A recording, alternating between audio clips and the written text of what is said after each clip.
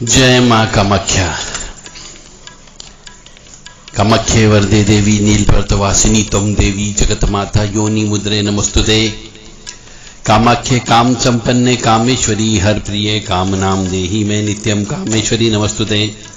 कामदे काम रूपस्ते सुभगे सुरसेविते करोमि दर्शन देव्यम सरकामार सिद्धयेत्।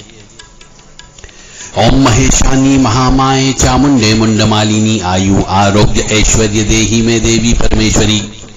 ओम जयंती मंगला काली भद्रकाली कपालिनी दुर्गा क्षमा शिवा धात्री स्वाहा सदा नमस्तुते। ओम सर्वमंगल मांगल्ये शिवे सर्वासाधिके शरण्ये त्र्यंबके गौरी नारायणी नमस्तुते। दुर्गति नाशिनी दुर्गा जय जय काल विनाशिनी काली जय जय उमा रमा ब्रह्माणी जय जय सीता राधा रुक्मणी जय जय।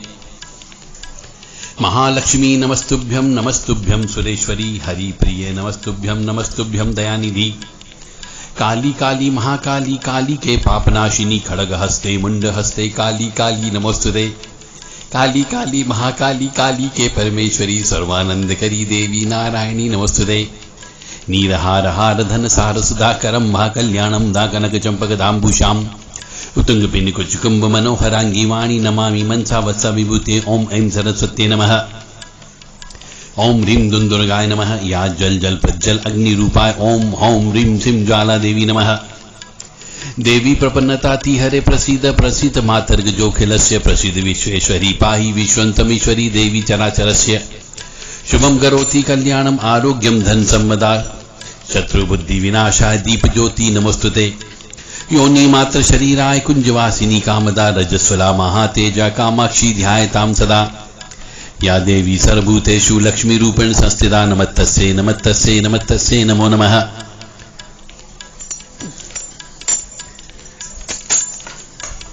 उग्रं वीरं महाविष्णुं जलंतं सर्वतोमुखं नरसिंहं भीषणं भद्रं मृत्युं नमाम्यहम्। देव राधा ट्रस्ट की तरफ से सत्यवाणी की प्रस्तुति। रहस्यमय ज्ञान की दुनिया में एक पर्दा और हम उठाने जा रहे हैं। गुरु पुष्य योग सब व्यक्ति अधिकांशतः मनुष्य जानते हैं, जो थोड़ा बहुत भी आस्तिक हैं कि गुरु पुष्य योग क्या होता है। सिर्फ इतना जानते हैं कि हाँ गुरु पुष्य योग बहुत अच्छा दिन होता है, गुरुवार के दिन पड़ता है और पुष्य नक्षत्र होता है। इस दिन कहते हैं कि सोना चांदी खरीदी जाती है, लक्ष्मी का पूजन किया जाता है। साल में ये 1 या 2 बार ही आता है, परंतु इस बार 3 या 4 बार आएगा। तो इस गुरु पुष्य योग क्या होता है, क्यों महत्व है इसका, क्या करना चाहिए, और जिनके यहां बरकत नहीं है, जिनके यहां लक्ष्मी की कमी है, उनको गुरु पुष्य योग के दिन क्या क्या करना चाहिए। खैर आजकल आप सब देखते हैं इंटरनेट का जमाना है, जीमेल का जमाना है, अधिकांशतः मनुष्यों के पास में मोबाइल है, सब ज्ञान मिल जाता है, पर करते नहीं हैं। उसका उपयोग करके आप सुखी समृद्ध जीवन व्यतीत कर सकते हो। तो गुरु पुष्य योग को हम बिल्कुल ही शॉर्ट एंड स्वीट वे में आपको बताने जा रहा हूं कि सभी नक्षत्र में पुष्य नक्षत्र को सबसे श्रेष्ठ माना गया है। यह शुभ मुहूर्त खरीदारी के लिए अत्यंत शुभ माना जाता है। और पुष्य नक्षत्र के दिन किए गए कोई भी कार्य हो, चाहे साधना की गई हो, चाहे मंत्र जप किया गया हो, चाहे हवन किया गया हो, या कोई सामान खरीदा गया हो, वह उससे उत्तम फल प्राप्त होता है। इसलिए गुरु पुष्य योग जब भी आए, प्रत्येक हिंदू सनातनी को, हर साधक को मंत्र जप करना चाहिए, अपने इष्ट का मंत्र जप करना चाहिए। गुरु पुष्य योग वास्तव में है क्या? ज्योतिष शास्त्र के अनुसार गुरु पुष्य योग के देवता बृहस्पति हैं, यानी गुरु हैं, और उसके स्वामी ग्रह जो हैं शनि हैं। और गुरु पुष्य योग इसकी जो राशि है वह कर्क राशि आती है। ये भारतीय खगोल में यह 8वां लघु संज्ञक नक्षत्र आता है। और आकाश मंडल पे देखा जाए तो ये 3 तारे होते हैं। ये तारे एक सीध में तीर के आकार का प्रदर्शित करते हैं। इसे देव नक्षत्र भी कहा जाता है। पुष्य का अर्थ होता है पोषक करने वाला। 27 नक्षत्रों में सबसे प्यारा नक्षत्र है ये। यह शुभ सात्विक पुरुष नक्षत्र है। शुभ भी है और सात्विक भी है। इसका मतलब यह है कि गुरु पुष्य योग जिस दिन रहता हो उस दिन साधना करना चाहिए। मांस, मदिरा और पराई स्त्री और अपनी स्त्री से भी दूर रहना चाहिए। गुरु पुष्य योग की जाति जो है वह क्षत्रिय है, योनि छाग है और वानर देवगण है, आदि नारी है और यह पूर्व दिशा का स्वामी होता है। बृहस्पति यानी गुरु इसके देवता माने जाते हैं। देव जो है वो आचार्य हैं। शिव शंकर की कृपा से इन्हें ग्रहों में गुरु का स्थान मिला है। ये इंद्र के सलाहकार भी हैं और शिव पुराण के अनुसार महर्षि अंगिरस के ये पुत्र हैं। इनकी 3 पत्नियां हैं, तारा, ममता और शुभ। इनका रंग पीला है और वस्त्र पीले हैं। ये दीर्घायु देते हैं, वंश देते हैं और न्याय के देवता हैं। ये ईश्वर दिशा यानी उत्तर पूर्व यानी ईशान कोण के स्वामी हैं। सब चीज धनात्मक है। इसलिए गुरु पुष्य योग के दिन जितना ज्यादा हो सके पुण्य करना चाहिए, जप करना चाहिए, तप करना चाहिए, जो बहुत ही फलदायी होता है। पुष्य नक्षत्र में विवाह नहीं करना चाहिए। इस बात का ध्यान रखें। सबसे पवित्र दिन होने के बावजूद भी पुष्य नक्षत्र में विवाह नहीं करते हैं। जो मनुष्य पुष्य नक्षत्र में विवाह करता है वह अच्छा नहीं माना जाता है। इसके पीछे भी एक कहानी है हमारे शास्त्र में। कहानी यह है कि ब्रह्मा जी ने अपनी पुत्री शारदा का विवाह गुरु पुष्य योग में करने का निश्चय किया, किंतु उसके रूप सौंदर्य पर स्वयं मोहित हो गए। इस पशुता के कारण ब्रह्मा जी ने इस योग को शाप दे दिया और विवाह वर्जित कर दिया। इसलिए गुरु पुष्य योग में विवाह नहीं होते हैं और जो विवाह करता है उसका विवाह अवश्य टूटता है। इसमें दोनों ग्रह यानी गुरु और शनि दोनों का प्रभाव रहता है। इसमें सभी प्रकार की पूजा कर सकते हैं, प्रार्थना साधना सफल होती है। यह आध्यात्मिक परिपक्वता है। माता का दूध है, नकारात्मकता से सकारात्मकता का कारक है। इसमें उत्पन्न बालक कभी भी हठी, स्वार्थी, दुराग्राही कभी कभी हो जाता है। इस नक्षत्र में सोना खरीदना बहुत शुभ माना जाता है और यदि रविवार या गुरुवार को पुष्य नक्षत्र हो तो क्रय विक्रय विशेष शुभ माना जाता है। और श्री रामचंद्र जी के जो छोटे भाई थे भरत जी, उनका जन्म भी पुष्य नक्षत्र में ही हुआ था। तो उनके बारे में तो आप सभी जानते हैं कि भरत जी कौन थे। गुरु पुष्य अमृत योग पर विशिष्ट उपाय। मोती शंख यानी गुरु पुष्य योग में मैं कुछ चीजें बताने जा रहा हूं। उनका विशेष उपाय है जिससे आपके यहां धन और लक्ष्मी की कृपा आ सकती है। मोती शंख आता है, एक बहुत ही दुर्लभ प्रजाति का शंख माना जाता है। तंत्र शास्त्र में यह शंख बहुत ही चमत्कारिक होता है, देखने में बहुत ही सुंदर होता है। इसकी चमक सफेद मोती के समान दुधिया होती है। और यदि गुरु पुष्य योग में मोती शंख को किसी भी कारखाना में स्थापित कर दिया जाए तो कारखाने में तेजी से उन्नति होने लगती है। यानी जितने भी कारखाने वाले हैं, इंडस्ट्री चलाने वाले हैं, उन्हें अपने पूजा के स्थान पे मोती शंख गुरु पुष्य योग के दिन रखना चाहिए। मोती शंख में जल भरकर लक्ष्मी के चित्र के साथ रखा जाए तो लक्ष्मी बहुत प्रसन्न होती है। इस दिन पंचोपचार पूजा द्वारा मोती शंख को घर में भी स्थापित कर सकते हैं और श्री महालक्ष्मी नमः या ओम श्रीम ह्रीम श्रीम कमले कमलालय प्रसीद प्रसीद श्रीम ह्रीम श्रीम ओम महालक्ष्मी नमः इस मंत्र की 11 माला बोलते हुए एक एक दाना उस शंख के अंदर भरते जाएं। जो चावल रहता है वो खंडित नहीं होना चाहिए। इस प्रकार 11 दिन तक यह कार्यक्रम आपको करना है और यह प्रयोग करने से आपके घर की आपकी आर्थिक तंगी समाप्त हो जाती है। यदि व्यापार में घाटा हो रहा है तो एक मोती शंख धन स्थान पर रखने से व्यापार में वृद्धि होने लगती है। दूसरा शंख आता है दक्षिणवर्ती शंख। शंख तो कई प्रकार के होते हैं, वामवर्ती होता है, दक्षिणवर्ती होता है और मध्यावर्ती होता है। तो वामवर्ती शंख जो होता है उसे बजाने के काम में प्रयोग करते हैं, जो मंदिरों में बजते हैं। दक्षिणवर्ती शंख एक विशेष प्रजाति का, यह भी दुर्लभ और अद्भुत चमत्कारिक शंख होता है, जो दाहिने तरफ से खुलने की वजह से दक्षिणवर्ती कहलाता है। ये शंख भी आसानी से नहीं मिलते हैं, परंतु इनको ढूंढा जाता है तो मिल जाते हैं। तो गुरु पुष्य के दिन ही सुबह नहा धो करके स्वच्छ साफ वस्त्र पहन करके शुभ मुहूर्त में अपने सामने दक्षिणवर्ती शंख को रखो। शंख पर केसर से स्वास्तिक का चिन्ह बनाएं।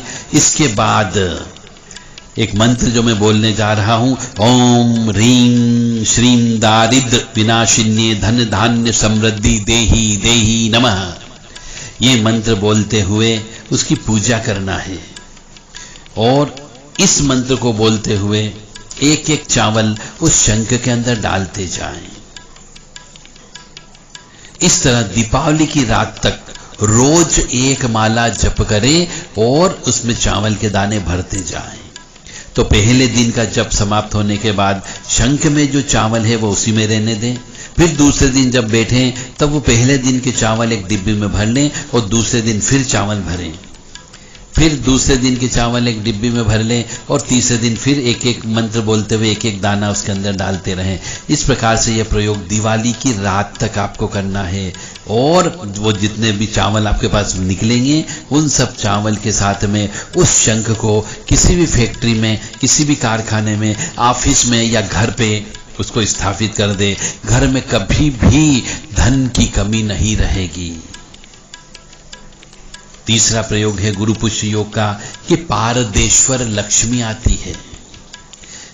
पारद की मूर्ति आती है लक्ष्मी जी की बनी हुई, वह उस दिन धन गुरु पुष्य योग के दिन खरीद करके लाएं और उस दिन उनकी विधिवत रूप से 16 उपचार पूजा करना है। 16 उपचार पूजा का मतलब होता है 16 प्रकार से मां भगवती लक्ष्मी जी की पूजा होती है। यह आर्थिक परेशानी दूर करती है, व्यवसाय में तरक्की करती है। और इसकी विधि भी है कि इस दिन गुरु पुष्य के दिन पारद की लक्ष्मी की प्रतिमा लेकर के आना है और उसके ऊपर विशेष तौर से अभिषेक करना है आपको। और अभिषेक करते समय आपको एक मंत्र बोलना है। मंत्र जो है ओम श्री विघ्नहराय पारदेश्वरी महालक्ष्मी नमः। ये मंत्र आपको जप करना है 108 बार, एक एक चावल का दाना छोड़ते हुए।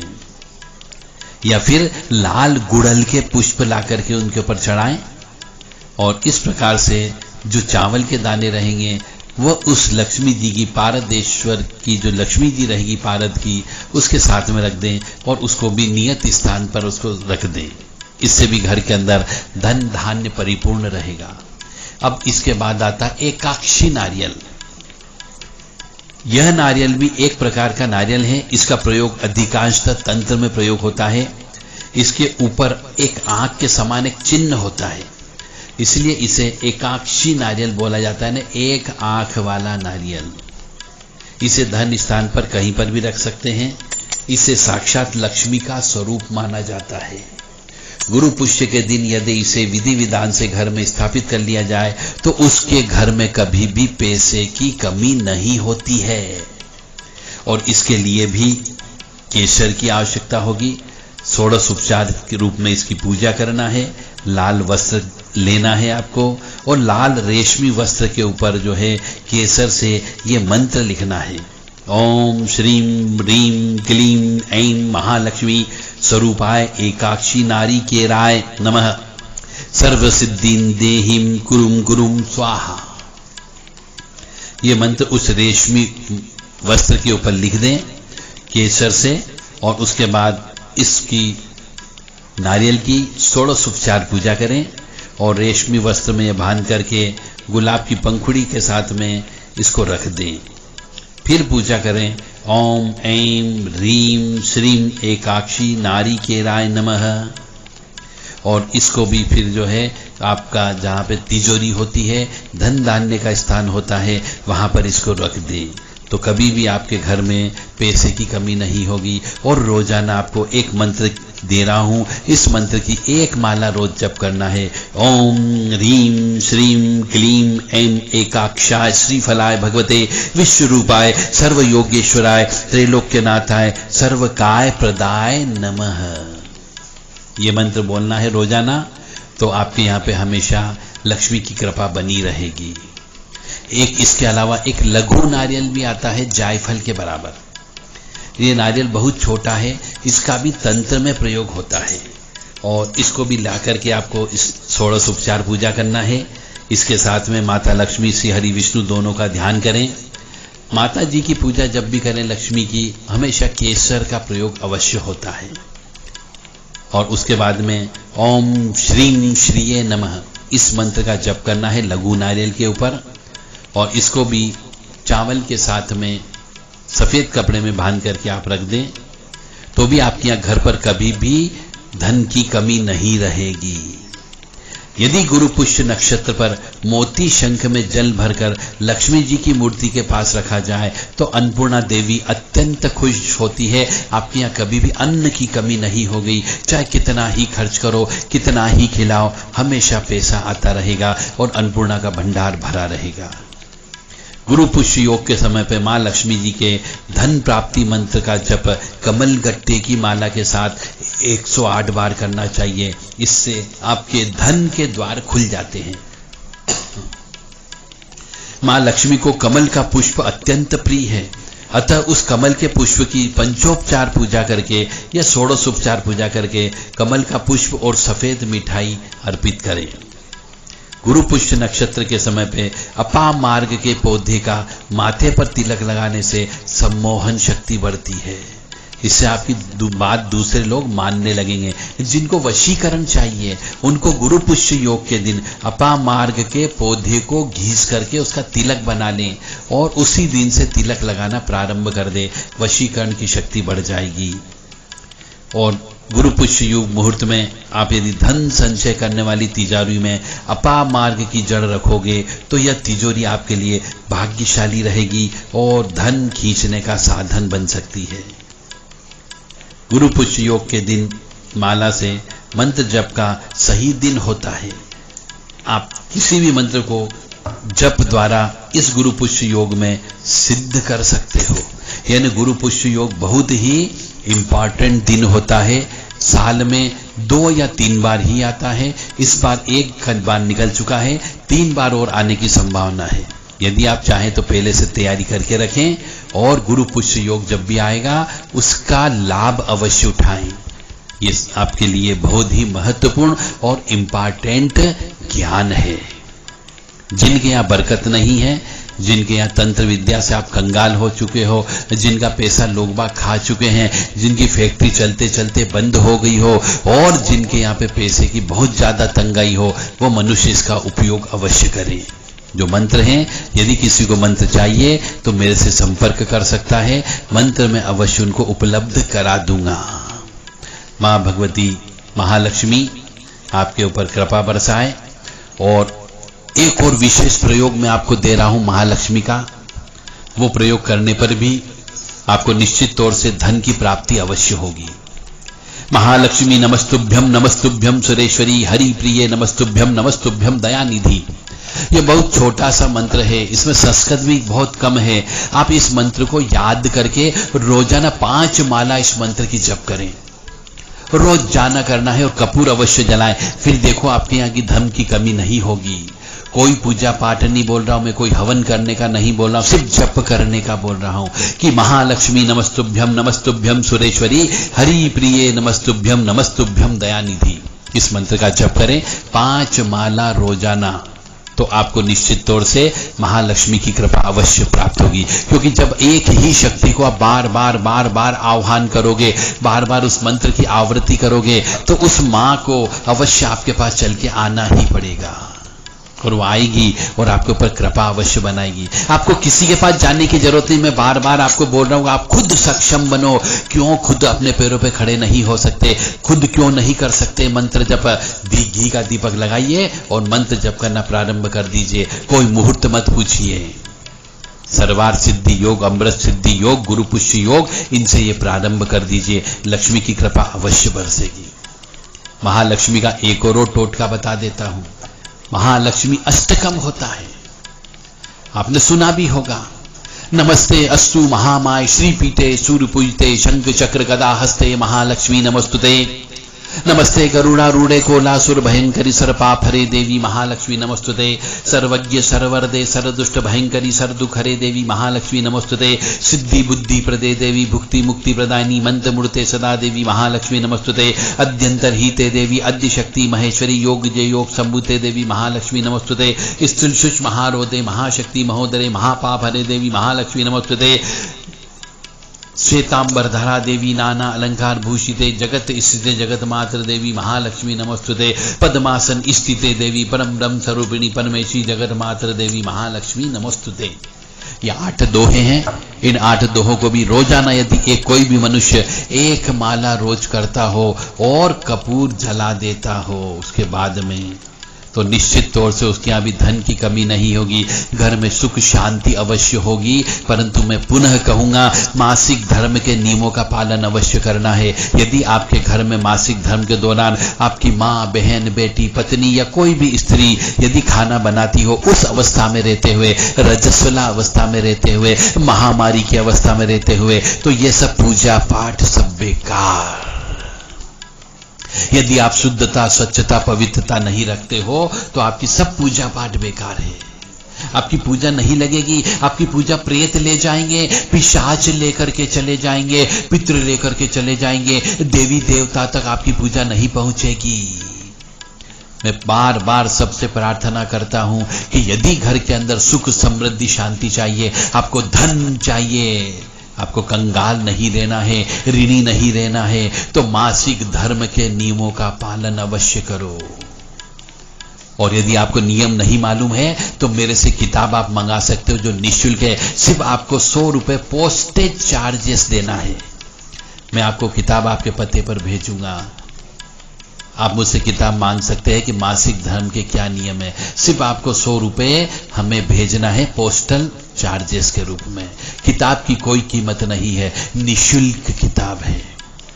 मां भगवती, महालक्ष्मी, महामाया आपको सुखी रखे, स्वस्थ रखे, प्रसन्न रखे। इन्हीं कामनाओं के साथ में सर्वे भवन्तु सुखिनः, सर्वे सन्तु निरामया, सर्वे भद्राणि पश्यन्तु, मा कश्चित् दुःखभाग् भावेत्। ओम शांति शांति शांति।